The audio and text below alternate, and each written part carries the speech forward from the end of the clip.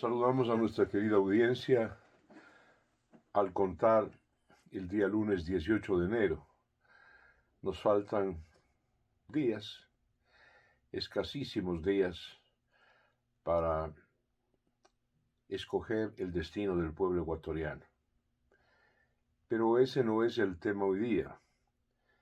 Más bien es otro y quisiera pedir autorización a ustedes para expresar primero un agradecimiento de manera muy sincera y sentida a los lectores que me dispensan con su privilegio, a los televidentes que ven mis vídeos diarios, que tienen que ver casi siempre con una crítica política o con una orientación de ese orden.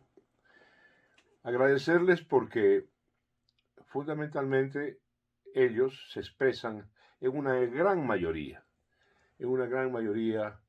en acuerdo con mi estilo de hacer y decir las cosas, que como saben es un estilo frontal.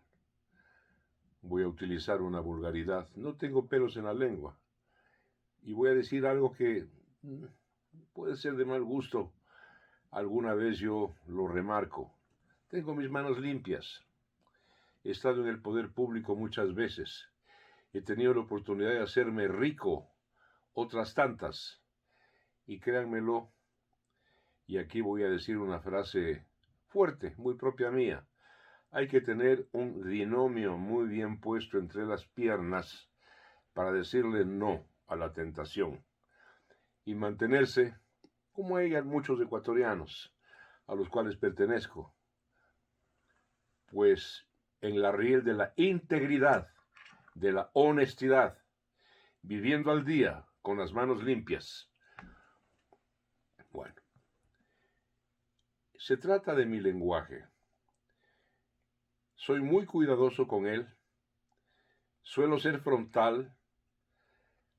Hablo con sustantivos, adjetivos, conjugaciones inequívocas, pero muy de vez en cuando utilizo una palabra brusca. ¿Por qué? Porque lo que le llaman malas palabras son lenguaje castellano, son castizas. Las utilizaba Miguel de Cervantes en el Quijote. Y en el siglo de oro español están llenos los famosos literatos, poetas, cuentistas, novelistas. Están llenos de estas palabras. Los españoles suelen ser muy crudos. Y Shakespeare. Estoy poniendo nombres con los cuales no puedo ni remotamente compararme, pero simplemente es por anécdota. William Shakespeare tenía fama y era mal visto en su tiempo en Inglaterra por mal hablado. De hecho, inventó 1500 términos nuevos, muchos de ellos bruscos. Hay personas a las cuales respeto, por minoría, que se asustan de este estilo, que de alguna manera se desestabilizan cuando oyen o leen una palabra fuerte.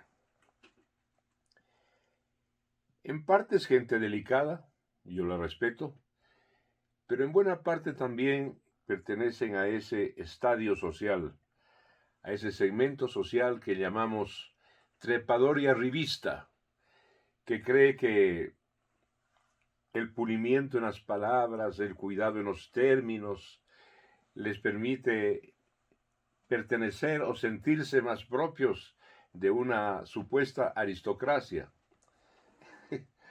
Permítame contarles algo a ustedes, a los que así piensan.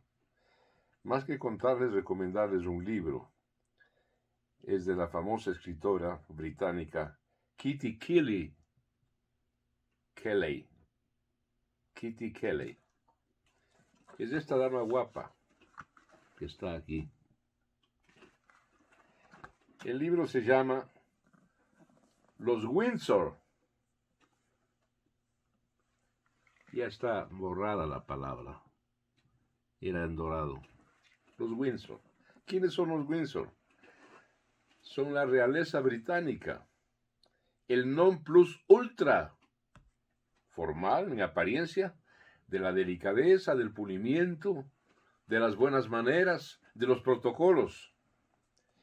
Esta gente, los Windsor, están de vuelta, como todas las realezas y las aristocracias del mundo, en Europa y en cualquier parte. Están de vuelta. Y el libro que recomiendo, que es justamente el que acabo de mencionar, Los Windsor, cuenta de el lenguaje macanudo que se utiliza en la corte real de Inglaterra, con Isabel, con Felipe de Edimburgo, su esposo, que dicho sea de paso, de inglés no tiene nada y es un danés, descendiente de los feroces y mal hablados y malcriados vikingos. Bueno, esta gente, llena de protocolos, de formalidades, de pompa, de solemnidades, tiene un lenguaje muy crudo entre ellos. Y se entiende por qué se sienten orgullosos de proceder en generaciones muy, pero muy atrás de guerreros, de conquistadores. Y en el lenguaje de los guerreros no hay lugar a palabras episcopales. Los guerreros son tales porque sus arengas, sus palabras, su lenguaje, su idioma, sus mensajes, sus mandos están hechos, cuajados de términos crudos y a veces hirientes.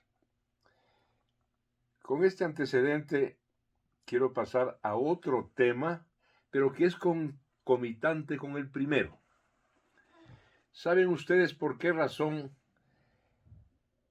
estos socialistas, izquierdistas, han hecho de su capa un sayo en los últimos 15 años en el Ecuador? Porque no hay protesta, porque todo el mundo baja la cabeza, porque cuando uno como yo protesta y en la forma en que lo hace, se asustan y dicen: no, controla la lengua, Marcelo, eres muy deslenguado. ¿Cómo voy a controlar la lengua? Pues si nos han saqueado durante 15 años. Se han llevado al bolsillo 70.000 millones de dólares de propiedad del pueblo ecuatoriano, de sus impuestos. A eso no se puede bajar la cabeza, ¿no es cierto? No se puede aplaudir, no se puede tener un lenguaje mojigato, hipócrita. Hay que hablar claro, como hablan, por ejemplo, los españoles, entre otros pueblos, que suelen hacerse respetar de sus mandantes o de sus mandones. Esto quería decirles. Nos han robado, nos han saqueado. Y el tema al que quiero ir, que anuncié hace un momentico nomás, es preguntarnos por qué ya no hay protesta en las calles. Olvídense de la pandemia. Antes de la pandemia, con todo el robo, el saqueo, el maltrato de Correa y de su hueste, su intimidación, porque le aplastó al pueblo ecuatoriano, hasta tenerlo con la cabeza gacha, Correa. Y eso no era culpa de la pandemia, no había llegado todavía. ¿Por qué razón? Porque se descubrió, se develó el mito de la capacidad digna de protesta de los colectivos humanos en el Ecuador. No hay tal. Perdónenme que les digan, con razón nos llaman un pueblo pacífico y bendito sea Dios, somos pacíficos. Porque la protesta era ejercida y protagonizada por los grupos sociales de izquierda, sindicatos, indígenas, organizaciones gremiales, grupos procomunistas, marxistas, grupos sindicales en definitiva. Estos hacían vanguardia en la protesta social, la que votó a Bucaram, la que votó a Lucio Gutiérrez, a Jamil Mahawad, y en fin. Los forajidos eran eso, eran una vanguardia de izquierdistas. Y entonces detrás de esa vanguardia se sumaban sectores de clase media de nuestras ciudades, pero nada más que eso. Nunca las clases medias a las cuales yo pertenezco salieron a protagonizar ninguna protesta. Eran estos adelantados, estos punta de lanza, estos cabeza de playa, los que protagonizaban y pendoneaban las protestas sociales. ¿Por qué no hay protestas ya? Porque estos están en el poder. ¿Quién está en el poder? La izquierda, los sindicatos, en gran medida los propios indígenas, las organizaciones sociales. Y están en el poder robando, saqueando. Entonces no están en las calles, donde antes estuvieron, perdone. Están ahora en el poder. Por eso, plazas públicas, lugares que fueron antes el templo de la dignidad del pueblo maltratado, hoy están vacías. Esto hay que reconocerlo, paladinamente, porque aquellos que hacían su lucha a campo abierto hoy son poder, y un poder que ha robado y ha saqueado como ningún otro en la historia republicana. Quedan o quedamos pocos con la capacidad, y en cualquier plano y en cualquier escenario, en la calle, en la plaza, donde nos toque enfrentar, o aquí, ¿no es cierto?, en los paraninfos del pensamiento,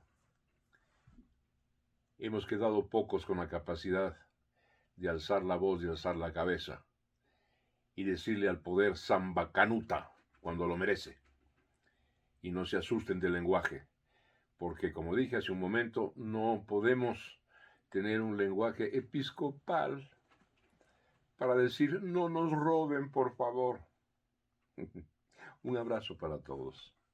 Hasta mañana.